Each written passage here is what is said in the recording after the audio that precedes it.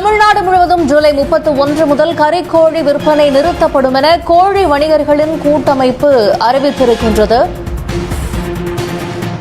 ஜூலை 31 முதல் கறிக்கோழி விற்பனை நிறுத்தப்படுவதாக கோழி வணிகர்களின் கூட்டமைப்பு தற்போது அறிவித்திருக்கின்றது. 60,000 கடைகளில் கறிக்கோழி விற்கப்படாது, விற்பனை நிறுத்தப்படும் என எச்சரிக்கை விடுக்கப்பட்டிருக்கின்றது. தஞ்சையில் நடைபெற்ற தமிழ்நாடு கோழி வணிகர் கூட்டமைப்பின் அவசர ஆலோசனை கூட்டத்தில் தீர்மானம் நிறைவேற்றப்பட்டிருக்கிறது.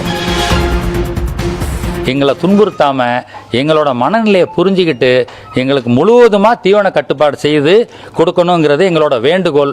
இது வரைக்கும் அதுக்கான செய்தி அங்கிட்டேருந்து இல்லாதனால நாங்கள் என்ன இப்போ அறிவிக்கிறோம், இதன் வழியாக ஊடகங்கள் வழியாக என்ன அறிவிக்கிறோன்னா, வருகிற 31/7/2026 வெள்ளிக்கிழமை முதல் தொடர் போராட்டம், விற்பனை நிறுத்த போகிறோம்.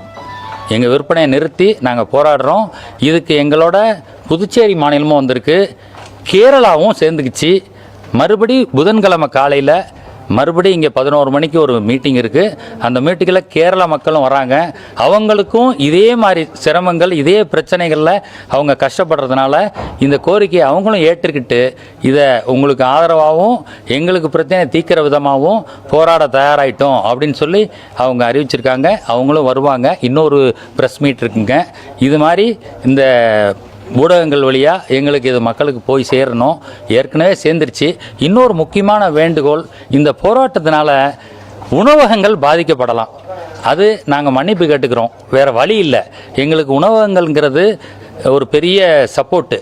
அது சாதாரண மக்கள் சாப்பிட்றத விட உணவங்களோட கன்சம்ஷன் ஈக்குவலாக இருக்குது. வேறு இந்த போராடக்கூடிய சூழ்நிலைக்கு தள்ளப்பட்டிருக்கோங்கிறதுனால நீங்கள் உங்களுக்கு பாதுகாப்பாக ஸ்டோரேஜ் பண்ணுறது, வாங்கி வச்சுக்கிறதெல்லாம் வச்சுக்கிறங்க. பொதுமக்கள்கிட்டையும் நாங்கள் மன்னிப்பு கேட்டுக்கிறோம். வேறு வழி இல்லாமல் போராடுறோம். எல்லாரும் சிக்கன் பிரியர்கள் நிறையா இருக்காங்க.